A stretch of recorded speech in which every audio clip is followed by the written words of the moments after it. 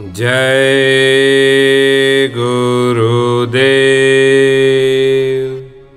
एक बार परम पूज्य स्वामी जी महाराज ने सत्संग सुनाते हुए कहा, कितने यदुवंशी आएंगे और कितने यहाँ से चले जाएंगे, उन्हें समझ नहीं आ सकती। सत्संगियों को ऐसे लोगों से सदा होशियार रहना चाहिए। जहाँ दूसरों की आलोचना, निंदा, छल फरेब की बातें होती हों, वहाँ बैठने की कोई ज़रूरत नहीं है। ऐसी संगत में मन खराब होता है, फिर सुमिरन ध्यान नहीं बन सकता। सत्संगी प्रचार कार्यों में भी जान से लग जाएं। सत्संग में यदि कोई गड़बड़ी फैलाता है या पार्टी की बातें करता है, तो पुराने सत्संगी उसे हर प्रकार से समझा बुझाकर ठीक कर दें। जो मान बढ़ाई की चाह लेकर सत्संग में आते हैं, उन्हें पूरा फायदा नहीं मिल पाता है। इसलिए दीन बन जाओ। चित्रकूट के कार्यक्रम के बाद हवा बदल जाएगी। धर्म की तरफ लोगों का मुड़ना ही होगा। गरीबी के दिन शुरू हो रहे हैं। चारों तरफ लोगों में घबराहट शुरू हो गई है कि अब क्या होगा। महात्माओं की बात जब तक नहीं मानोगे, तब तक आराम नहीं मिलेगा। जय गुरुदेव नाम परमात्मा का है। इस नाम को याद करने से गोले बारूद के बीच भी रक्षा हो जाएगी। आगे एक ऐसी स्कीम बनेगी कि शहर के सेठ साहूकार लोग गांवों में जब अनाज खरीदने जाएंगे, तो किसान उनके रुपए पैसे को भी छीन लेंगे और मारेंगे भी। गल्ले की कमी आगे इस तरह से हो जाएगी कि लोग रुपए की झोली लेकर घूमेंगे और अन्न नहीं मिलेगा। भूखमरी होगी। मनुष्यों को आजकल सिनेमा का इश्क बहुत है और यह मर्ज रोज बढ़ता जा रहा है। इस सिनेमा ने सबको बर्बाद कर दिया है। हर एक सरकार को चाहिए कि सिनेमा द्वारा धन एकत्र करने की ओर ध्यान न देकर जनता के चरित्र को बनाने, सुधारने के लिए कोशिश करें। सिनेमा को खत्म कर दिया जाए और वकीलों का पेशा खत्म हो जाए, तो बुराई बहुत हद तक दूर हो जाए। और यह सरकार नहीं तो आगे आने वाली सरकार तो इन्हें जरूर ही खत्म कर देगी। मैं यूं ही नहीं कहता, यह जरूर होगा। भविष्य में जय गुरुदेव के संबंध में लिखी पुस्तकों को लोग ढूंढ ढूंढ कर पढ़ेंगे। आज तो भौतिक सुख के पीछे लोग दौड़ते हैं, आगे पराविद्या के लिए दौड़ेंगे। सत्संगी डायरिया लिखें, आगे चलकर वही मान्य होगी और तुम्हारे द्वारा लिखित पुस्तकों की खोज लोग करेंगे। पत्रकार घर में बैठकर अपनी लेखनी न चलाया करें, पास में आकर देखें, तभी कुछ मालूम होगा। मैंने लोगों से कहा था कि गरीबी रेडियो और अखबारों पर दूर हो रही है। धार्मिक लोग एक तरफ खड़े हो गए हैं और नास्तिक लोग दूसरी तरफ खड़े हैं। अब कुछ होने वाला है। अपने अपने क्षेत्रों में सभी लोग एकदम से प्रचार करें। तुम 1,00,000 2,00,000 नहीं हो, भारत में धर्म का प्रचार नहीं करते हो, तो अब धरती फट जाएगी और लोग उसमें समा जाएंगे। आगे समय में धर्म पर चलने वालों का बाल बाका नहीं होगा।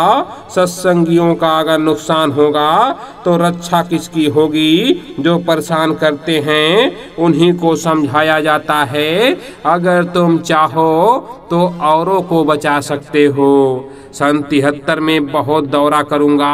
आज के दिन स्वामी जी दादा गुरु अलीगढ़ में थे, जो रात्रि आ रही है इस शरीर को छोड़कर चले गए।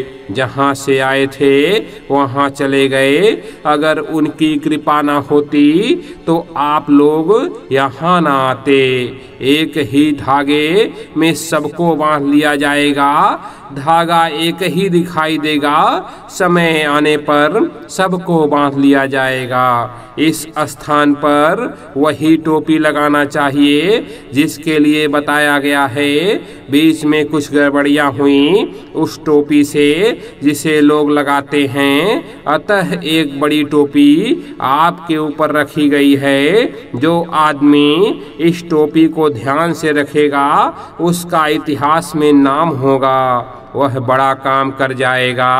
भविष्य में सत्संगी इस बात का ध्यान रखें। अब लोगों को अनुभव होने लगा कि भगवान का भजन आसान है। गृहस्थ आश्रम के लोगों को बताई हुई बातों का पालन करना चाहिए। अंतरात्मा की सफाई में लगे रहना चाहिए।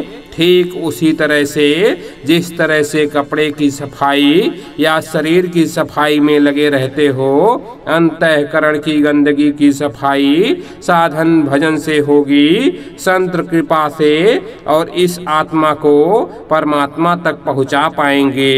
आगे सभी लोग सेवा की तरफ, प्रेम की तरफ मुड़ जाएं। चिंता की जरूरत नहीं है।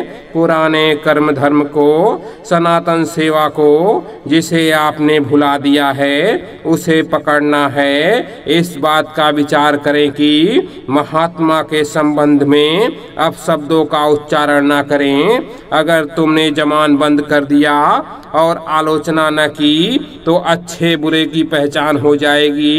महात्माओं के लिए, वेशभूषा के लिए कुछ न कुछ कहने लगते हैं तो पहचान नहीं हो पाती। चित्रकूट की यात्रा ऐतिहासिक होगी। वहाँ के कार्यक्रमों को लोग हजारों वर्षों तक गाथा के रूप में गाते रहेंगे।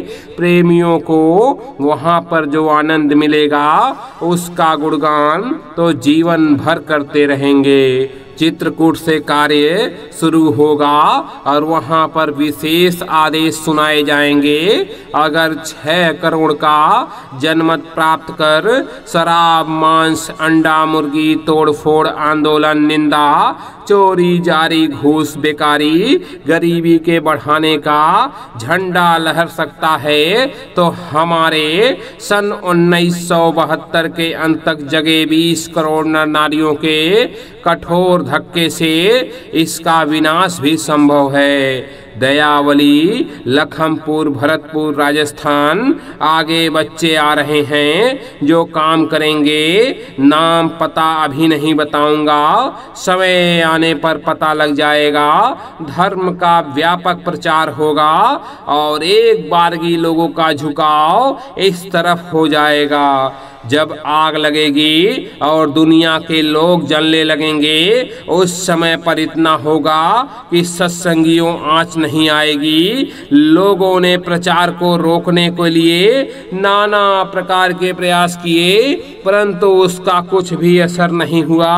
अब तो बाबा जी बहुत दूर निकल गए। इस दरबार में सभी अमीर हैं, गरीब कोई नहीं है। सभी प्रबंध तुम ही करते हो और लोगों को देखकर हैरत होती है कि इतना पैसा अमेरिका से आया होगा या चीन से आया होगा। सत्संगियों, तुम अपने को बुराइयों से बचा लो, फिर बाकी जिम्मेदारी मेरे ऊपर है। जय गुरुदेव।